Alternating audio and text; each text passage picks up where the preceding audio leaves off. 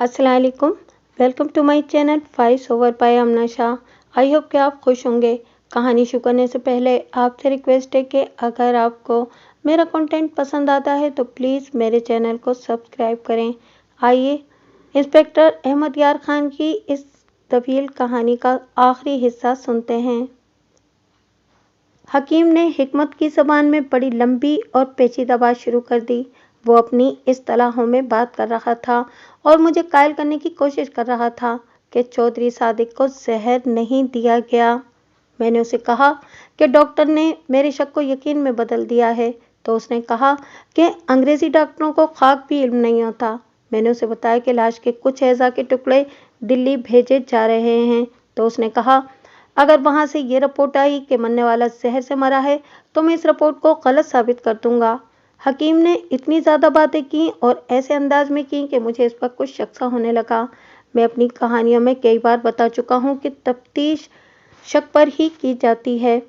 मुझे ये ख्याल भी आया कि जहर अमूमन हकीमों और सन्यासियों से हासिल किया जाता है और ये लोग मुँह मांगी कीमत लिया करते हैं। मैंने हकीम के साथ ऐसी बातें शुरू कर दी जैसे मैं अनाड़ी हूँ और चौधरी सादिक के घर के मामले के बारे में मैं कुछ भी नहीं जानता।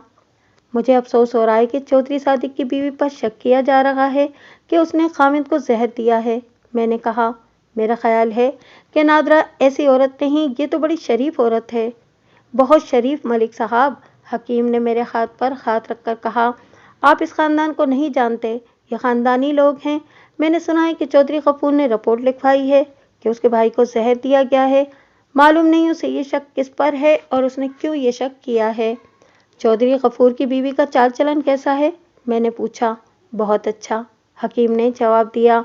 मुख्तसर ये कि हकीम ने इस खानदान की बहुत तारीफ़ें की। नादरा का नाम बार बार लेता और उसकी तारीफ़ें ख़ास अंदाज से करता था। मैंने इससे मालूम कर लिया कि नादरा कई बार उसके मतब में गई थी और उसे अक्सर सर दर्द और पेट की कोई तकलीफ़ होती थी। मैंने हकीम पर यह जाहिर किया कि मैं उसकी बातों से बहुत मुतासिर हुआ हूँ और मैं मान गया हूँ कि चौधरी सादिक को जहर नहीं दिया गया, उसे फारिग कर दिया गया। उसने मेरे साथ यूं हाथ मिलाया जैसे उस्ताद अपने शागिर्द के हाथ में अपना देकर हाथ फौरन खींच लेता है। इस कस्बे में ये वाहिद हकीम था और मुसलमान था। मैं इसके मुतालिक कुछ नहीं जानता था। तफ्तीश आगे चलाने से पहले मैंने अपने एक आदमी को बुलाकर हकीम के मुतालिक पूछा। उसने बताया कि यह हकीम बड़ा कामयाब फरेबकार है। अपने आप को औरतों और बच्चों के अमराज का माहिर कहलाता है, इसलिए इसके यहाँ औरतें ज़्यादा जाती हैं।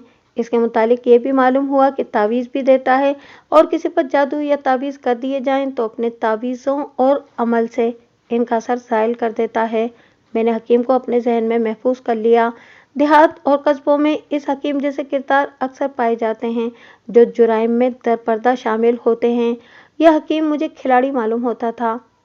मेरी नज़र में नादरा मुश्तबा नंबर 1 थी। थाने के बाहर मेला लगा हुआ था। एक चौधरानी का इस शक में पकड़े जाना कि उसने अपने खामिद को जहर दिया है कस्बे के लोगों के लिए मामूली वाक़या नहीं था। तमाशाइयों के अलावा पूरी बिरादरी जमा हो गई थी। इन लोगों को चौधरी सादिक की लाश वसूल करने का भी होश नहीं था।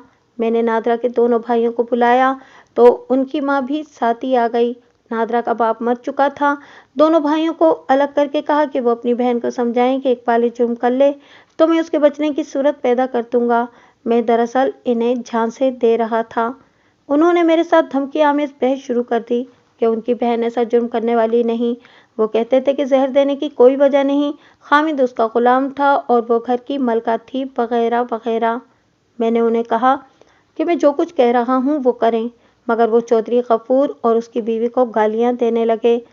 गफूर ने आपको जितनी रकम दी है उससे दुगनी रकम हमसे ले लें। नादरा के एक भाई ने कहा, हमारी बहन को छोड़ दें वरना हम अपनी बेइज्जती का बदला लेंगे। उन्होंने मुझे इतनी रकम पेश की जो आज के हिसाब से 1.5 लाख बनती है। उनका ख्याल ये था कि चौधरी गफूर खुद बदमाश है। मैंने गुस्सा पीकर उन्हें तफसील से सुनाया कि उनकी बहन के लक्षण क्या हैं और ज़रात इंस्पेक्टर से वो कहाँ मिलती है। इन दोनों के चेहरे लाल सुर्ख हो गए। वो तस्लीम नहीं करना चाहते थे।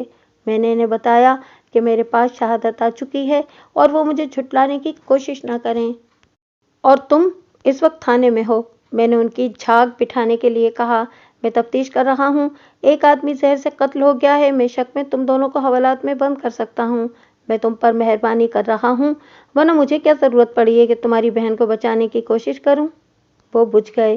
میں نے ان کی ماں کو بھی بلا لیا اور اسے کہا کہ اپنی بیٹی سے کہو کہ ساری بات مجھے بتا دے، میں اسے بچا سکتا ہوں، ابھی گنجائش ہے۔ میں ڈاکٹر سے کہہ دوں گا کہ وہ لکھ کر دے کہ چودھری صادق زہر سے نہیں بیماری سے مرا ہے۔ ماں اور دونوں بھائی میرے دفتر میں چلے گئے جہاں نادرا بیٹھی تھی۔ میں باہر ٹہلتا رہا۔ ان کی برادری کے 3-4 ترے دار بزرگ میرے پاس آ گئے اور پوچھنے لگے کہ یہ قصہ کیا ہے۔ میں نے انہیں بتایا کہ نادرا نے اپنے خاوند کو زہر دیا ہے۔ انہوں نے بھی مجھے رشوت پیش کی اور منت سماجت کرنے لگے کہ اگر یہ الزام صحیح ہے تو میں ان کی برادری کی عزت کی خاطر معاملہ گول کر دوں۔ میں نے انہیں بھی کہا کہ نادرا مجھے سچی بات بتا دے تو میں اسے بچا لوں گا۔ وہ آپس میں خسر پسر کرنے لگے اور میں کسی اور کام میں مصروف ہو گیا۔ بہت دیر بعد نادرا کے بھائی اپنی ماں کے ساتھ باہر نکلے۔ ان کے چہرے لٹکے ہوئے تھے۔ وہ مجھے یقین دلانے لگے کہ نادرا بے گناہ ہے اور وہ قرآن اور رسول اللہ صلی اللہ علیہ وآلہ وسلم کی قسمیں کھاتی ہے۔ میں نے انہیں تھانے کے احاطے سے چلے جانے کو کہا۔ نادرا یہ جرم اکیلے نہیں کر سکتی تھی۔ سلیم کی گمشدگی کی تفتیش کے دوران مخبروں نے مجھے بتایا تھا کہ نادرا کے تعلقات صرف احمد علی کے ساتھ ہیں۔ احمد علی کے علاوہ کسی اور آدمی کا نام نہیں لیا گیا تھا۔ مسلم نے بھی صرف احمد علی کا نام لیا تھا۔ مجھے پختہ شک تھا کہ اس واردات میں احمد علی شامل ہے۔ اس نے نادرا کے ہاتھوں چودھری صادق کو زہر دلوایا ہے۔ اب وہ یہاں سے اپنا تبادلہ کہیں دور کرا لے گا اور نادرا اس کے پیچھے چلی جائے گی۔ زراعت انسپکٹر احمد علی کو شامل تفتیش کرنے کے لیے میں نے اسے بلا بھیجا۔ رات کا وقت تھا، باہر کا ہجوم جا چکا تھا۔ ہیڈ کانسٹیبل نے واپس آ کر بتایا کہ احمد علی دورے پر گیا ہوا ہے۔ ہیڈ کانسٹیبل پوری اطلاع لے آیا تھا۔ اسے دورے پر گئے چوتھا دن تھا۔ وہ بیوی کو بتا کر نہیں گیا تھا کہ کون کون سے گاؤں میں جائے گا۔ مجھے اس کی فوری ضرورت تھی۔ میں اس کے گھر چلا گیا اور اس کی بیوی سے پوچھا کہ وہ سرکاری کاغذات وغیرہ کہاں رکھتا ہے۔ وہ مجھے ایک کونے میں لے گئی اور ایک الماری دکھائی۔ میں نے اس کی میز دیکھی، ایک رجسٹر رکھا تھا۔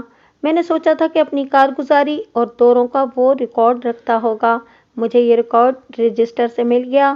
اس میں اس نے اس دورے کا اندراج کر رکھا تھا جس پر وہ گیا تھا۔ اس نے 3 گاؤں لکھے تھے۔ یہ 4 سے 6 میل دور تھے۔ میں نے رات کو ہی اپنے ASI کو کھوڑی دے کر احمد علی کو اپنے ساتھ لانے کو روانہ کر دیا۔ اس کے ساتھ 2 کانسٹیبل بھی بھیجے۔ ASI کو میں نے کچھ ہدایات دے دی تھیں۔ چودھری صادق کے گھر کی تلاشی سے کچھ حاصل ہونا ناممکن تھا۔ زہر خوانی کو 4 دن گزر گئے تھے۔ پھر بھی میں اگلی صبح خانہ تلاشی کے لیے چلا گیا۔ یہ محض ایک کارروائی تھی۔ وہ برتن برآمد ہونے کا سوال ہی پیدا نہیں ہوتا تھا جس میں زہر دیا گیا تھا۔ مجھے کچھ نہ ملا۔ رشوت کا ریٹ بڑھتا جا رہا تھا۔ میرے ایمان کو ان لوگوں نے نیلامی پر رکھ دیا تھا اور میں انہیں صرف یہ کہتا تھا کہ چودھرانی سے کہو کہ اقبال جرم کر لے۔ ان لوگوں کی للکار بتا رہی تھی کہ وہ چودھری غفور کو قتل کر دیں گے۔ میں نے اس برادری کے بزرگوں کو بلا کر کہا کہ اگر غفور پر کسی نے حملہ کیا تو ساری برادری کو گرفتار کر لوں گا۔ چودھری غفور کو میں نے اپنی حفاظت میں رکھا ہوا تھا، لیکن آدمی دلیر تھا۔ کہتا تھا کہ میں ساری برادری کے لیے اکیلا کافی ہوں۔ مجھے اس شخص کے ساتھ اس لیے دلچسپی تھی کہ وہ صحیح معنوں میں غیرت مند تھا۔ جب میں تھانے میں گیا تو ASI واپس آ چکا تھا۔ اس نے بتایا کہ وہ ان 3 گاؤں سے ہو آیا ہے۔ احمد علی کسی ایک بھی گاؤں میں نہیں گیا۔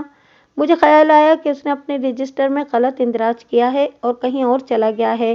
وہ غالباً یہ ثابت کرنا چاہتا ہے کہ جائے واردات سے غیر حاضر تھا۔ میں نے ایک شک رفع کرنے کے لیے اس کے ہیڈ کوارٹر فون کیا جو وہاں سے 60 میل دور تھا۔ ان دنوں ٹیلی فون کا یہ رش نہیں تھا جو آج کل ہے۔ ٹرنک کال کے نمبر جلدی مل جاتے تھے۔ پولیس کا نمبر لیتے ویسے بھی دشواری نہیں ہوتی تھی۔ احمد علی کے ڈائریکٹر سے بات ہوئی۔ میں نے اس سے پوچھا کہ ان کا زراعت انسپکٹر احمد علی ہیڈ آفس میں تو نہیں آیا۔ جواب ملا کہ وہاں نہیں گیا۔ ڈائریکٹر جو کہ ایک ہندو تھا، اس کے پوچھنے پر میں نے اسے بتایا کہ وہ ایک واردات میں گواہ یا مشتبہ کے طور پر مطلوب ہے۔ ڈائریکٹر تعاون کرنے والا آدمی تھا۔ اس نے بتایا کہ احمد علی کی ایک درخواست موصول ہوئی ہے جس میں اس نے لکھا ہے کہ اسے اس حلقے سے ہٹا کر کسی اور حلقے میں بھیج دیا جائے کیونکہ یہاں کے ایک تو بڑے زمیندار اسے پریشان کرتے ہیں۔ اس نے پریشانی کی وجوہات بھی لکھی تھیں۔ اس اطلاع نے میرا یہ شک کہ احمد علی اس جرم میں شریک ہے یقین میں بدل دیا۔ اس کے ساتھ ہی مجھے یہ خیال بھی آیا کہ احمد علی نے درخواست میں وجہ صحیح لکھی تھی۔ اس نے ایسے خاندان کی ایک عورت کے ساتھ تعلقات پیدا کر رکھے تھے جس کے ہاں इस गुनाह की सज़ा कत्ल से कम नहीं होती। ताहम अहमद अली को मैं मुज़्रिम समझने लगा। नादरा को मैंने हिरासत में रखा और उसे कहता रहा कि अब भी वक्त है वो इकबाली जुर्म कर ले, मगर वो रोती थी और मेरे पाँव पकड़ती थी, कसमें खाती थी और मुझे अपना सारा ज़ेवर और अपना आप और जाने क्या क्या रिश्वत में पेश करती थी। आप शायद तसव्वुर में ना ला सकें कि वो कितनी खूबसूरत और हसीन औरत थी। खुदा गवाह है, उसे गुनाहगार समझते हुए भी मुझे उस पर तरस आता था। एक तो उसकी शादी बेजोड़ हुई और मज़ीद जुल्म ये कि खामिन चर्सी था। चर्स ने इस आदमी को जिंदा लाश बना दिया था। इसमें नादरा का कोई कसूर नहीं था। इसने 5-6 साल इस आदमी को और चर्स की बदबू को बर्दाश्त किया था। मैंने थाने में इस पर किसी किस्म का तशद्दुद तो नहीं किया था, बल्कि रवैया हमदर्दाना रखा। उसका खाना घर से आता था, उसे हवालात में बंद न किया। उसी रोज़ जब मैं नादरा के घर की तलाशी लेकर आया और एएसआई ने मुझे बताया कि अहमद अली कहीं नहीं मिला, एक गांव का नंबरदार थाने के अहाते में दाखिल हुआ। उसने एक घोड़ी पकड़ रखी थी और उसके साथ 2 बूढ़े और 2 जवान आदमी थे। उनके लिबास बता रहे थे कि खाना बदोश हैं। मैं समझा कि एक और वारदात आ गई है। खाना बदोश कबीले जुराम पेशा हुआ करते थे। ये कई एक कबीले थे, घूमते फिरते रहते थे। रहजनी और डकैती इनका पेशा था। नंबरदार ने बताया कि वो इस घोड़ी को पहचानता है। ये ज़रात इंस्पेक्टर अहमद अली की घोड़ी है। नंबरदार कुत्तों के शिकार को एक वीराने में ले गया। वहाँ ये खाना बदोश कबीला खेमाजन था। इन लोगों के पास अमूमन गधे या खच्चर होते थे। नंबरदार ने खेमागाह के करीब ये घोड़ी एक दरख्त के साथ बंधी हुई देखी तो उसे शक हुआ कि इन खाना बदोशों के पास इतनी अच्छी घोड़ी कहाँ से आ गई है। वो घोड़ों का ज़माना था। लोग अच्छी नस्ल के घोड़ों को पहचान लेते थे कि ये फलां का है। नंबरदार ने करीब जाकर देखा तो उसे याद आया कि ये तो अहमद अली की घोड़ी है। वो इस नंबरदार के गांव में कई बार दौरे पर गया था। नंबरदार ने खाना बदोशों से पूछा कि ये घोड़ी उनके पास किस तरह आ गई है। खाना बदोशों ने झूठ न बोला। उन्होंने बताया कि 4-5 रोज़ गुजरे, ये घोड़ी उनके डेरे से कुछ दूर चल रही थी। इस पर जैन कसी हुई थी। वो देखते रहे कि इसका सवार इधर उधर होगा और अभी आ जाएगा, मगर बहुत देर तक कोई सवार न आया। उन्होंने दूर दूर तक देखा, वहाँ कोई नहीं था, इसलिए वो घोड़ी अपने साथ ले गए। नंबरदार के साथ जो खाना बदोश आए थे, उन्होंने यही बयान दिया। मैंने घोड़ी देखी, जैन उनके साथ थी। जीन उतरवाई और उसके अंदर की तरफ देखा। अक्सर लोग जीन के नीचे अपना नाम या कोई निशानी चमड़े में कंधा कर दिया करते थे। इस जीन के नीचे अंग्रेजी के 2 हुरूफ कंधा थे, ए। ये अहमद अली का ही मुखफ़्फ़फ हो सकता था। चूँकि अहमद अली दौरे पर जा रहा था, इसलिए घोड़ी के साथ थैला ज़रूरी था जिसमें कागजात होंगे। इधर आओ, मैंने चारों खाना बदोशों को करीब बुलाकर धमकी आमेज लहजे में कहा। थैला कहाँ है? उन्होंने एक दूसरे की तरफ देखा और एक बूढ़े ने कहा, हमने छुपा दिया है। क्यों? मैंने पूछा। घोड़ी हजम करने का इरादा था। हाँ जी, बूढ़े ने कहा।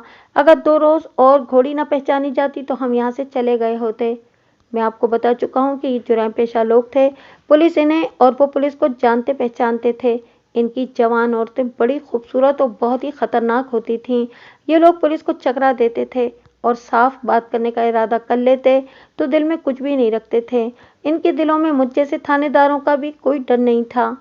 कागजात वाला थैला कहाँ है? हमारे डेरे में है, बूढ़े खाना बदोश ने जवाब दिया। हमने यही सोचा था कि पकड़े गए तो बता देंगे कि घोड़ी कहाँ मिली है, और अगर घोड़ी का मालिक ना मिला तो कागज जला देंगे और यहाँ से कूच कर जाएंगे। साफ जाहिर था कि अहमद अली घोड़ी छोड़कर तो गायब नहीं हो गया था। घोड़ी का वीराने में जीन समेत मिलना, अकेले मिलना एक संगीन जुर्म की कहानी सुना रहा था। मैं इस वाक़ये को कहानी सुनने या पढ़ने वाले की नज़र से नहीं, पुलिस की नज़र से या सुराग रसा की निगाह से देख रहा था। ये खाना बदोश कबीला कमोबेश 6 मील दूर ठहरा हुआ था। जिस जगह से घोड़ी मिली थी वो आधा मील और आगे थी। वो मेरा इलाका था। मैं कई बार उधर गया था। आम रास्तों से हटा हुआ इलाका था जिसमें से किसी का गुजर नहीं होता था। मैंने खोजी को बुलाया। आधा घंटा उसने आते आते ज़ाया कर दिया। मैं सूरज गुरूब होने से पहले पहले उस जगह पहुंचना चाहता था। खोजी आया तो मैंने उसे कहा कि इस घोड़ी के खुरे अच्छी तरह सहन में रख लो। उसने ज़मीन पर खुरे देखे और हम चल पड़े। हम बहुत तेज गए और सूरज गुरूब होने से पहले वहां पहुंच गए। खाना बदोश मुझे उस जगह ले गए जहाँ घोड़ी चढ़ रही थी। वहाँ कहीं कहीं घास थी और कहीं कहीं दरख्त थे। इससे जरा परे ज्यादातर इलाका छलनी की तरह था। चूंकि ये नशेब था इसलिए बारिशों का पानी इधर से गुजरता था। बाज़ जगहों में पानी जमीन में चला जाता और आगे जाके बाहर निकलता था। पानी सैलाबी सा होता था जिससे जमीन अजीब तरह कटी फिटी थी। वहां चला नहीं जाता था। गहरे और कम गहरे और छोटे छोटे खड्ड थे। घोड़ी जहाँ खड़ी थी वहां जगह जरा हमवार थी और वहां घास भी थी। मेरा दिल गवाही दे रहा था कि अहमद अली कत्ल हो चुका है और अगर मेरा खदशा सही है तो कातिल ये खाना बदोश हैं या चौधरी गफूर। यही खदशा था जो मुझे उस वीराने में ले गया, वरना अहमद अली की गुमशुदगी की कोई रिपोर्ट मेरे पास नहीं आई थी। मैंने खोजी से कहा कि वो इस इलाके में घूम फिर कर घोड़ी के खुरे तलाश करे और ये खोज लगाने की कोशिश करे कि घोड़ी किस तरफ से आई है। खोजी अपने काम में मसरूफ हो गया और मैं आसमान को खोजने लगा। मैं फिजा में और दरख्तों पर गिद्ध ढूंढ रहा था। गिद्ध लाश की निशानदही कर दिया करते हैं, मगर मुझे कहीं भी गिद्ध उड़ते या उतरते नजर न आए। इसका मतलब यह था कि वहां लाश नहीं, अगर है तो जमीन के अंदर है। मैं इधर उधर घूमने फिरने लगा। इस खोजी पर मुझे भरोसा था कि ये अपने फन का माहिर था। वो इलाका चूंकि आम रास्ता नहीं था इसलिए खुरा उठाना उसके लिए मुश्किल नहीं था। उसने खुरा उठा लिया। दूर से उसने मुझे आवाज दी। मैं दौड़ा गया। खोजी मुझे और नीचे ले गया। वहां घोड़ी के साथ इंसानों के खुरे भी थे। जमीन पक्की थी, एक जगह मट्टी लाल सुर्ख सी थी। मैंने हाथों और घुटनों के बल होकर वहां से जमीन सूंघी। खोजी ने भी सूंघी, नंबरदार ने भी सूंघी। हम सब ने मुतफक्का तौर पर कहा कि ये खून है। वहां से इंसानी पाँव के निशान चले। खोजी ने कहा कि ये 3 आदमी हैं। ये जगह जरा नीचे और हमवार थी। खुरे उस तरफ गए जहां जमीन ऊपर को उभरी हुई और कटी फिटी थी। यूं समझिए कि गज गज 1.5 गज ऊंचे टीले से थे और इनके दरमियान इतने तंग रास्ते थे जिन पर इंसान चल नहीं सकता था। हम उनके ऊपर ऊपर चलने लगे। कहीं कहीं खोजी को खुरे मिल जाते थे। 25-30 कदम आगे गए तो फिर एक नशेबी जगह आ गई। वहां कुछ है, खोजी ने एक तरफ इशारा करते हुए कहा। मैंने उधर देखा। कोई 20 कदम दूर 2 गीदड़ पंजों से एक जगह मट्टी खोद रहे थे। वो जगह अमूदी और गज 1.5 गज ऊंची थी। वहां तंग सुराख था। एक गीदड़ ने पीछे देखा और हमें देखकर भाग गया। दूसरा भी भाग गया। जरा देर बाद इसी बिल में से एक ऊद बिलाऊ निकला। उसके मुंह में गोश्त का टुकड़ा था। अंदर मुर्दार है ये लाश, खोजी ने कहा। हम वहां गए। अंदर से एक और ऊद बिलाऊ निकला। उसके मुंह में भी गोश्त का टुकड़ा था। दोनों ऊद बिलाऊ भाग गए। हमने ऊपर जाकर देखा। साफ पता चलता था कि यहाँ मट्टी डाली गई है। करीब ही से मट्टी खोदी गई थी। ये पानी के गुजरने का रास्ता था जो जमीन के नीचे चला जाता और जरा ही आगे जाकर बाहर आता था। वहां से ऊद बिलाऊ अंदर जाते थे। रास्ता ये बिल तंग था इसलिए गीदड़ अंदर नहीं जा सकते थे। हमारे पास कुदाल नहीं थी। मेरे कहने पर 4 खाना बदोश, नंबरदार और 3 कांस्टेबल हाथों से मट्टी उठा उठाकर परे फेंकने लगे। खाना बदोशों का डेरा वहां से ज्यादा दूर नहीं था। मैंने नंबरदार से कहा कि वो मेरी घोड़ी पर जाकर 1-2 कुदालें ले आए। उसने ज्यादा देर न लगाई। खाना बदोशों से 2 कुदालें ले आया। इनसे मट्टी तेजी से निकाल दी गई। तकरीबन 1 गज नीचे से एक लाश बरामद हुई। बदबू इतनी कि मुझे चक्कर आ गया। लाश से मट्टी हटाई गई। लाश सूज गई थी। उसके बावजूद मैंने चेहरा पहचान लिया। ये अहमद अली की लाश थी। उसके पांव उस तरफ थे जिधर से ऊद बिलाऊ अंदर दाखिल होते थे। ये कुदरती बनी हुई कब्र थी जिसमें कातिलों ने लाश रखकर ऊपर मट्टी डाल दी। लाश की 2 पिंडलियों और एक रान से गोश्त खाया हुआ था। वहां अजीब सी शक्लों के कीड़े मकोड़े और चींटियां जमा हो गई थीं। मैं सर से पांव तक कांप गया। ये गुनाहगार और बदकार आदमी का अंजाम था। उसने एक यतीम लड़की के साथ शादी की और रुपए पैसे और जेवरात से उसका मुंह बंद कर रखा था और खुद बदकारी में डूबा रहता था। इस यतीम बीवी ने सलीम की गुमशुदगी की तफ्तीश के दौरान मुझसे कहा था कि ये शख्स मुझे तलाक दे दे तो मैं कहाँ जाऊंगी। इस इंसान की बदकारी इसकी लाश को ऊद पिलाऊ और कीड़े मकोड़े बनकर खा रही थी। लाश बाहर निकलवाई। हम सब ने नाक पर कपड़े बांध लिए थे। खाना बदोशों से लाश उल्टा पुल्टा कर दिखवाई। गर्दन के करीब गहरा जख्म था जो कुल्हाड़ी का ही हो सकता था। पसलियां भी कुल्हाड़ी से कटी हुई थीं। पीठ पर कुल्हाड़ियों के निशान थे और दाएं कूल्हे पर लंबा जख्म था। जो टोके का हो सकता था। नंबरदार ने भी कहा कि ये ज़राअत इंस्पेक्टर की लाश है। लाश की जामा तलाशी ली, जेब से 10-10 और 5-5 के कुछ नोट और 2-4 अठन्नियाँ चवन्नियाँ निकली। कलाई में घड़ी थी। उस जमाने में कलाई की घड़ी किसी अमीर कबीर आदमी के पास हुआ करती थी। उंगली में सोने की अंगूठी थी। मैंने कागजी कार्रवाई वहीं मुकम्मल की और नंबरदार से कहा कि वो अपने गांव से चारपाई ले आए। लाश पोस्टमार्टम के लिए ले जानी थी। मैं चारपाई आने तक खाना बदोशों के डेरे में चला गया और उन्हें कहा कि कागजात वाला थैला दे दें। उन्होंने थैला निकाल दिया। इसमें अहमद अली के सरकारी कागजात के अलावा 2 चादरें, 1 चप्पल और 1 कुर्ता था। कत्ल का पहला शक इन खाना बदोशों पर होना चाहिए था, लेकिन ये शक देखकर ये कमज़ोर हो जाता था कि नकदी, घड़ी और सोने की अंगूठी लाश के साथ थी। मकतूल ने जो शूज़ पहन रखे थे वो भी खाना बदोशों के लिए कीमती और कारामद थे। इससे जाहिर होता था कि कत्ल रहसनी की खातिर नहीं किया गया, ये इंतकामी वारदात है। एक शक ये भी पैदा हुआ कि खाना बदोशों ने घोड़ी की खातिर अहमद अली को कत्ल किया है और उन्होंने नकदी, अंगूठी वगैरह इस ख्याल से लाश के साथ ही रहने दी है कि अगर कभी लाश बरामद हो जाए तो पुलिस को ये शक ना हो कि इसे रहसनी के लिए कत्ल किया गया है। मगर मेरा ये शक भी कमज़ोर था। इन्हें घोड़ी लेकर वहाँ से चले जाना चाहिए था, मगर वो तो वहीं डेरे डाले बैठे हुए थे। घोड़ी सामने बांध रखी थी और थैले की अशिया ज़ाया नहीं की थी। नंबरदार ने उनसे जूं ही घोड़ी के मुतालिक पूछा, उन्होंने बता दिया कि घोड़ी इन्हें वीराने में खड़ी मिली है। इसके बावजूद मैं खाना बदोशों को तफ्तीश से खारिज नहीं समझता था। मेरी नज़र में वो गवाह के साथ साथ मुश्तबा भी थे। ये लोग बहुत चालाक होते थे। इनकी हर सोच मुजरिमाना होती थी। आप हमेशा यही सुनते आए हैं कि सिर्फ मर्द औरतों को अगवा करते हैं, मगर इन खाना बदोशों की औरतें मर्दों को अगवा कर लिया करती थीं। चुनाचे मैंने इस कबीले के तकरीबन 10 आदमियों और 6 औरतों को अपने साथ ले लिया। नंबरदार चारपाई ले आया तो मैंने खाना बदोशों से लाश चारपाई पर डलवाकर उनसे चारपाई उठवाई और हम थाने को चल पड़े। अहमद अली चूंकि बदकार आदमी था, इसलिए मेरा दूसरा शक ये था कि उसने किसी गांव की किसी औरत पर हाथ डाला होगा और कत्ल हो गया। चौधरी गफूर तो सबसे पहले मेरे जहन में आया था। उसने सलीम की गुमशुदगी के सिलसिले में मुझे बयान देते हुए कहा था कि वो किसी का बेटा अगवा नहीं करेगा।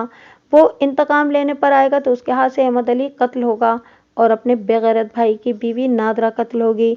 मगर मुझे ये सूरत हाल परेशान करने लगी कि अहमद अली तो कत्ल हो गया है, लेकिन उधर नादरा की बजाय चौधरी सादिक कत्ल हो गया। एक सवाल मेरे जहन में आया, क्या अहमद अली पहले कत्ल हुआ है और नादरा को उसी रोज़ बता दिया गया तो उसने इंतकामन अपने खामिद को जहर दे दिया? शायद इसलिए गफूर को शक हुआ होगा कि नादरा का खामिद बीमारी से नहीं, जहर से मरा है। ये खास तौर पर जहन में रखें कि जिस जगह से अहमद अली की लाश मिली थी वो आम रास्ते से तकरीबन 1 मील दूर था। एक जगह हमने खून देखा और ऐसे निशान देखे जिनसे साफ पता चलता था कि इसे वहां ले जाकर कत्ल किया गया है या वो वहां से गुजर रहा था और कत्ल हो गया। यहाँ ये सवाल पैदा हुआ कि वो इस वीराने से क्यों गुजर रहा था। मैंने खोजी से पूछा कि उसने जाए वारदात पर जो खुरे देखे थे, क्या इनमें जनाना खुरा भी था? उसने पूरे यकीन से कहा कि इनमें जनाना खुरा नहीं था। हम जब वापस थाने में आए तो रात आधी गुजर गई थी। सबसे पहले अहमद अली की बीवी को बुलाया और उसे लाश दिखाई। उसे लाश की शनाख्त करानी थी। उसने पहचान ली और आसमान सर पर उठा लिया। उसका रोना और चीखना मुझसे बर्दाश्त नहीं होता था। उसने चिल्ला चिल्ला कर चौधरी सादिक, उसकी बीवी नादरा और चौधरी गफूर और उसकी बीवी को कोसना शुरू कर दिया। नादरा को मैंने एक कमरे में रखा हुआ था। एक कांस्टेबल पहरे पर खड़ा रहता था। कमरे का दरवाज़ा खुला रहता था। वो अहमद अली की बीवी के वावेले पर जाग उठी और दौड़ती हुई बाहर निकल आई। अहमद अली की बीवी ने उसे देख लिया और अपने सीने पर दोनों हाथ मारकर उसे फाहिशा, नटनी, तवाइफ और बदकार कहा और ये भी कहा कि तूने मेरे खामिद की खातिर अपने खामिद को जहर दिया है। मैंने देख लिया और नादरा को, जो ज़रा दूर रुककर हैरान और परेशान खड़ी थी, बाजू से पकड़कर कमरे में ले गया। उसने हैरान होकर पूछा कि क्या हुआ है। मैंने उसे बताया कि अहमद अली 3-4 दिनों से लापता था। आज उसकी लाश बरामद हुई है। इतना ही सुनकर उसने अपने दोनों हाथ अपने सीने पर मारे और उसके मुंह से बेख्तियार निकल गया, हाय हाय अहमद अली, तूने मेरे लिए जान दे दी। ये कहकर उसने चेहरे पर दुपट्टा डाल लिया और वो जो रोई है वो मैं बयान नहीं कर सकता। मुझे बताया गया था कि अपने खामिद के मरने पर उसकी आंख में आंसू नहीं आया था। उसने चेहरे से अचानक दुपट्टा हटा दिया। उसका चेहरा आंसुओं से धुल गया था। मेरी तरफ देखकर कहने लगी, अहमद अली का कातिल मेरा तेवर गफूरा है। मैं कमरे से निकल आया और दरवाज़ा बाहर से बंद करा दिया। लाश पोस्टमार्टम के लिए भिजवा दी और मेरी नींद उड़ गई।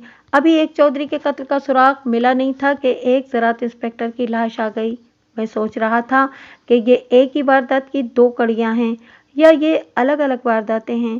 बहरहाल मैंने उसके जो कागजात तैयार किए वो अलग केस के तौर पर किए। नींद तो मुझे आ नहीं रही थी। मैंने उसी वक्त हेड कांस्टेबल से कहा कि एक कांस्टेबल को साथ लो और चौधरी गफूर और उसकी बीवी जिसका नाम कासिमा था साथ ले आओ। थाने के अहाते में खाना बदोशों और उनकी औरतों ने उधम बपा कर रखा था। ये बावरिया कबीला था जो वारदात करके पुलिस को तिगनी का नाच नचाया करता था। मैंने उन्हें खामोश रखने का खातिर खां इंतज़ाम कर दिया। चौधरी गफूर अपनी बीवी के साथ आ गया। मैंने गफूर को अपने दफ्तर में बिठाकर उसकी बीवी को बरामदे में बिठा दिया।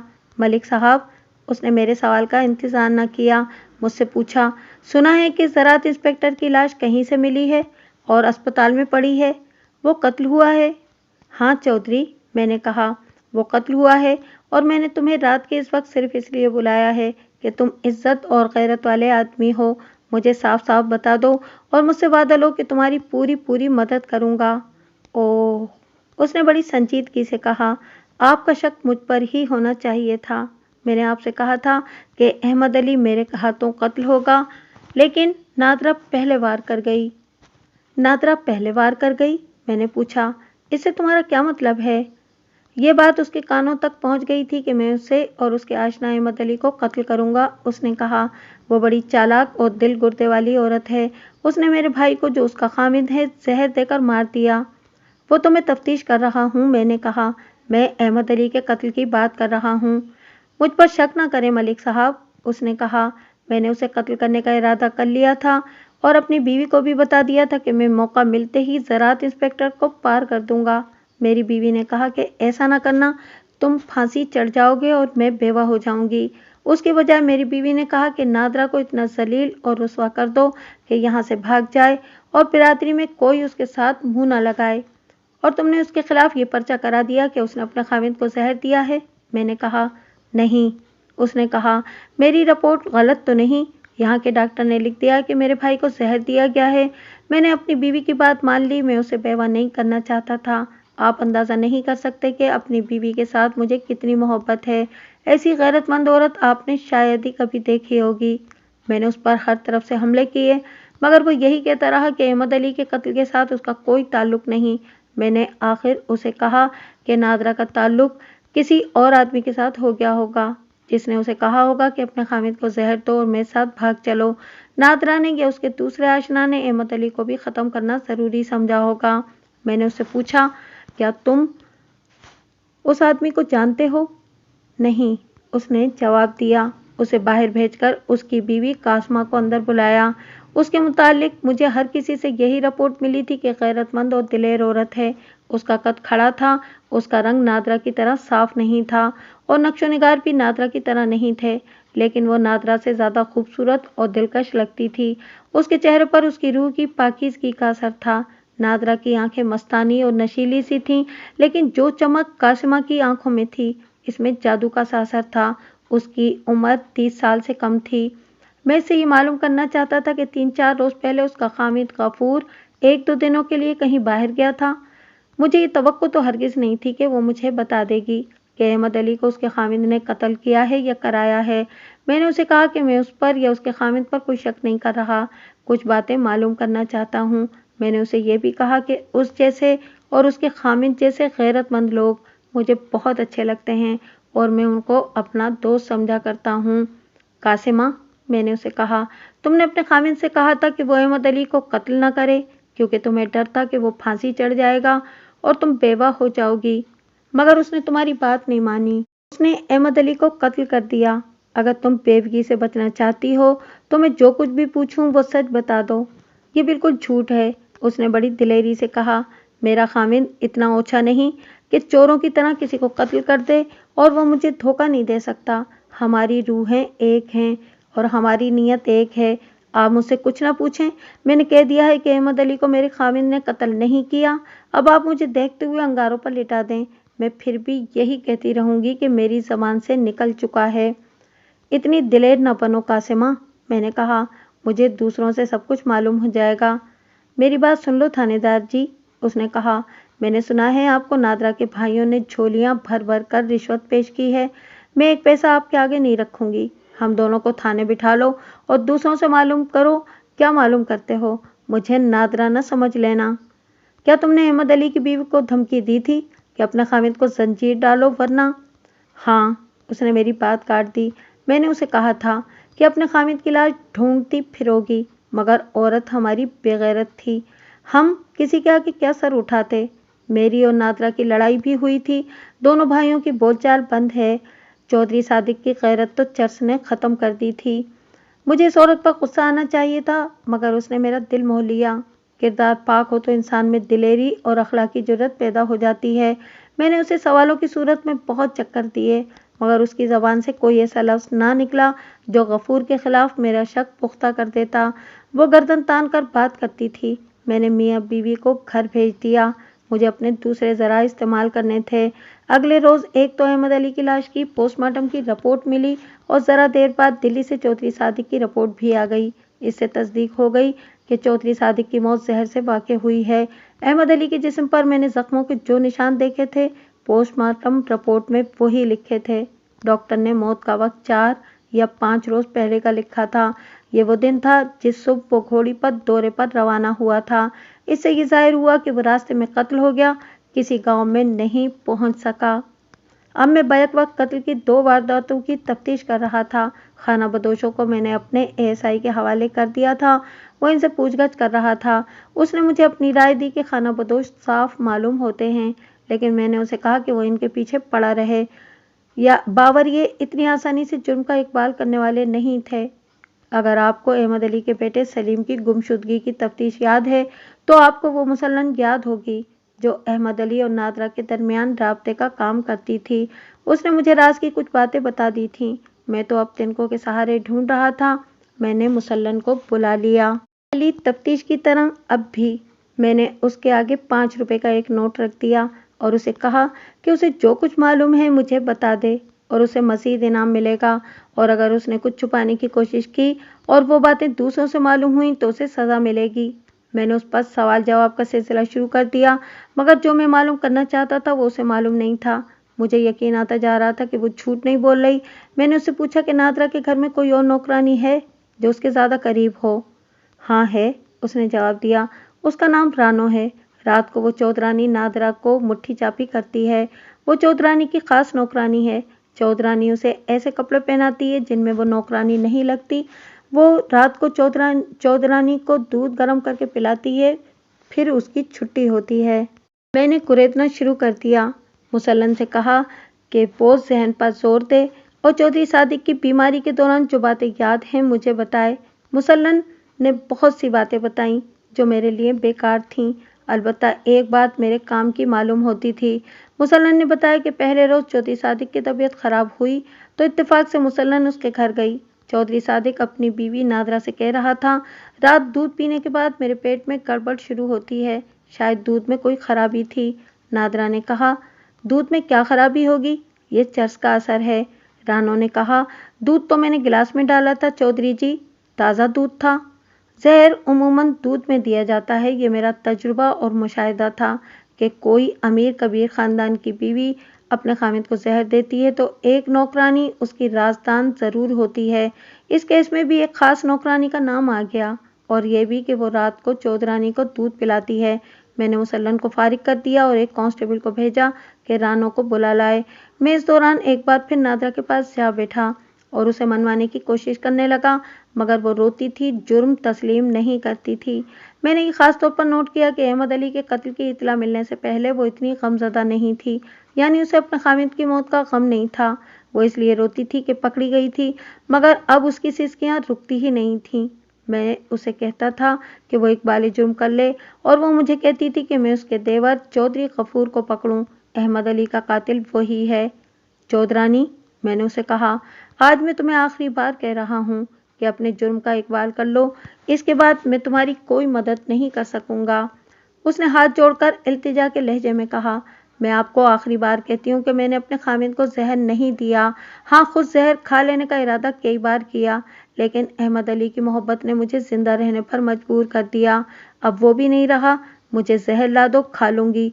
यही समझ लेना कि आपने मुझे सजा दे ली है। और वो ऐसा रोई कि उसकी हिचकी बंद गई। मैं वहां से उठाया। ये ना समझें कि मैं उसकी इन जज्बाती बातों से मुतासिर हो गया था। जज्बात से मुतासिर होने वाला थानेदार तफ्तीश नहीं कर सकता।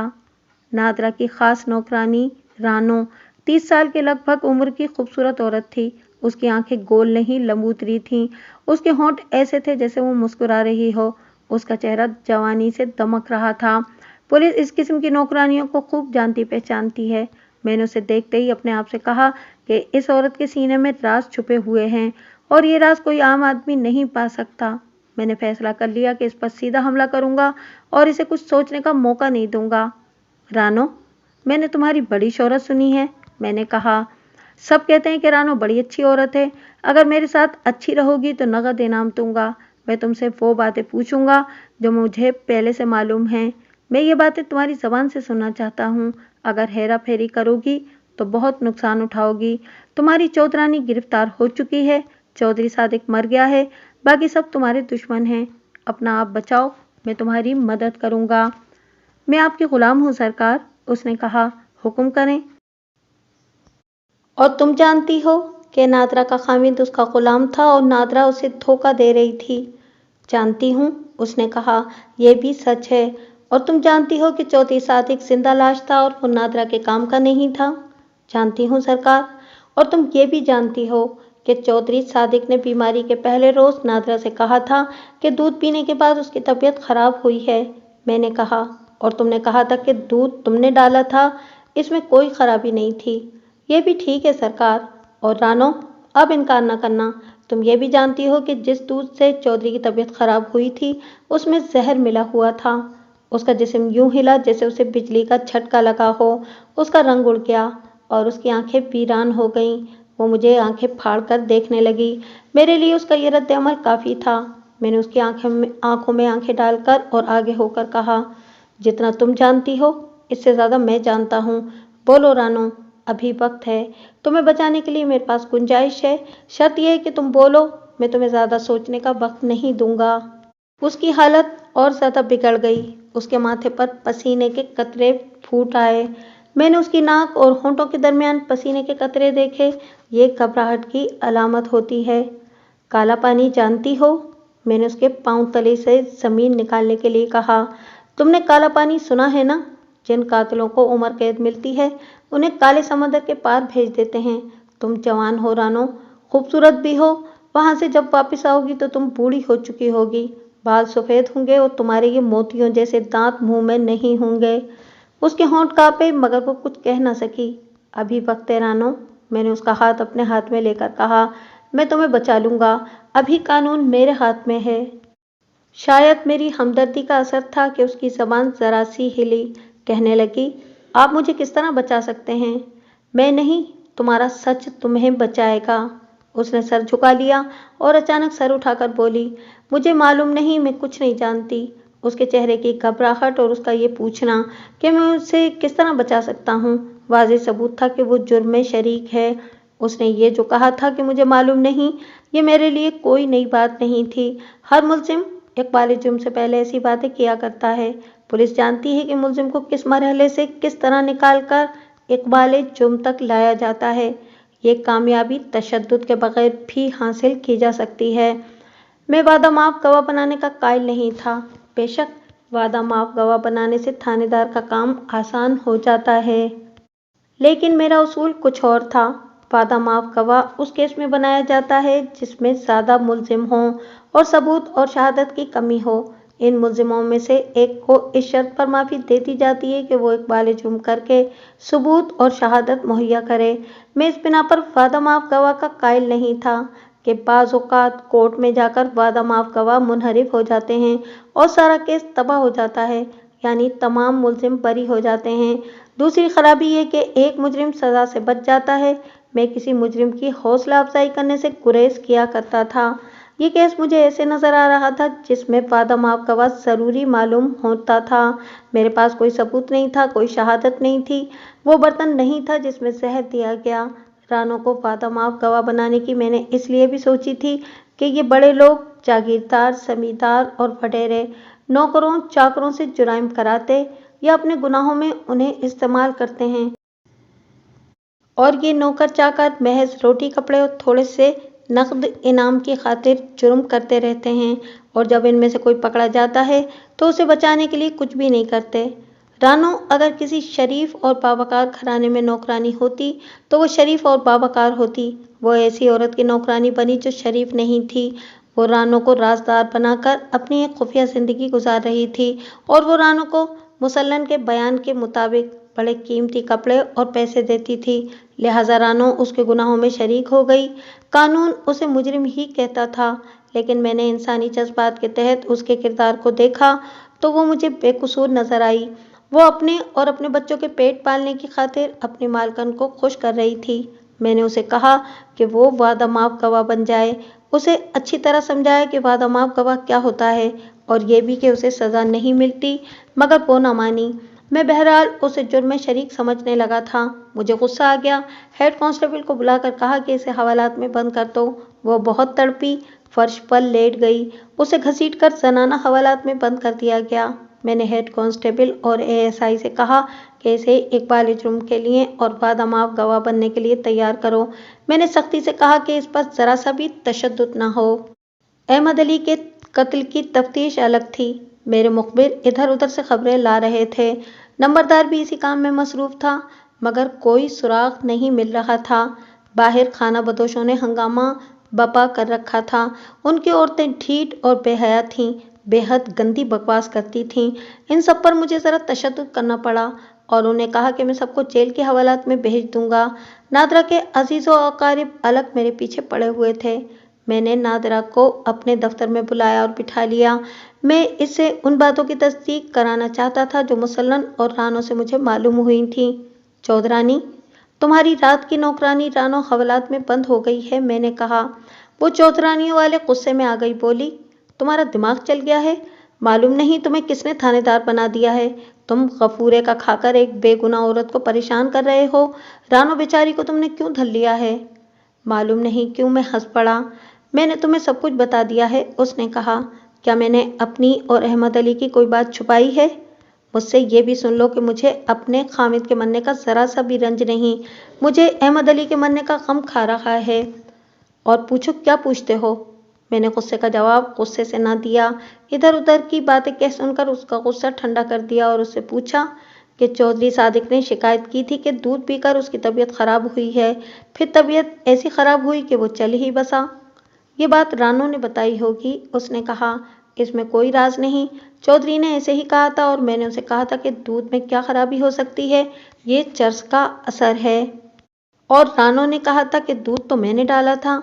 ہاں، اس نے یہی کہا تھا، اس نے جواب دیا۔ اب ذرا ہوش میں آؤ چودھرانی، میں نے اسے کہا۔ مجھے تم سے کوئی دشمنی نہیں، میں زبردستی یہ ثابت نہیں کرنا چاہتا کہ خاوند کو تم ہی نے زہر دیا ہے۔ ہو سکتا ہے کہ کسی اور نے دیا ہو، لیکن کون کہتا ہے کہ اسے زہر دیا گیا ہے؟